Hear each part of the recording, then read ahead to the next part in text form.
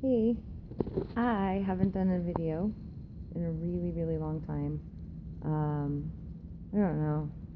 I'm just so much better at written words, so it's always nerve-wracking to do this, but I have a tip that I wanted to share with everybody, and this is kind of a really good way for me to give a general update at the same time as giving some general advice to everybody. So I'm getting ready for my appointment, and it's like a follow-up appointment. I'm on PIC line antibiotics again because my heart block came back. So every week I go in for my dressing change and we cover things. And one of the things that I figured out to do really, really early on in my treatment that's been very, very helpful, that is just kind of good advice for anybody, is to, of course there's like an airplane, is to write out your top 4, like 3 to 5, I'll say 3 to 5. Write out your top 3 to 5 most bothersome or most disabling symptoms, and narrow those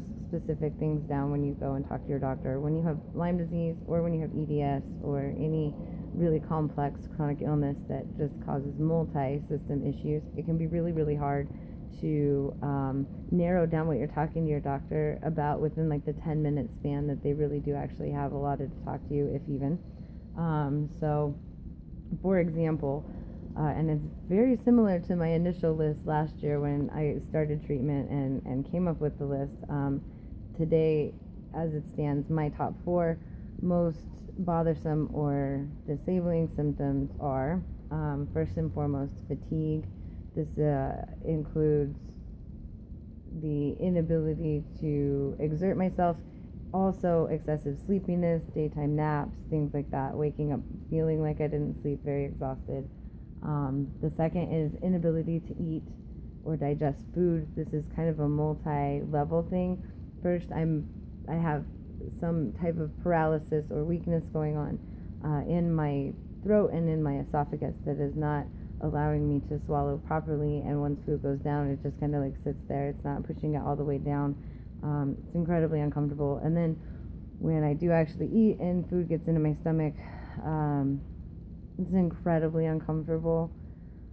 I can't even really describe it. I get very, very weak. I get very, very tired. I feel very, very sick the entire time food's digesting. It's a really hard process for my body to go through.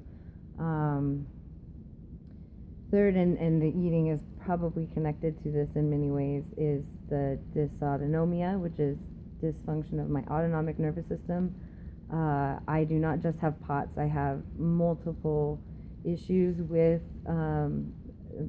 one particular cranial nerve called the vagus nerve that goes through your body and controls your involuntary muscle movements. Right now, I'm basically in pure autonomic failure, and one of my doctors is concerned that I have signs of multiple system atrophy, which is a Parkinson's plus type disorder that doesn't involve the Parkinson's movement that we see, but involves atrophy of the systems and things just kind of slowing down to a halt. And I'm trying to get looked at for that, but nobody really wants to deal with it because I have Lyme disease, and that's what I have. I don't have MSA, I have Lyme disease, regardless of the fact that my symptoms are like MSA. So the last on my list, my 4th, is the loss of cognitive function, executive function, and generally mental processing. I have had a lot of that come back. Even in the best of my times, there's a lot of it that's never really come back, and I don't think some of it's going to come back. And that's really, really difficult. So I've had a lot of people ask how I'm doing on antibiotics.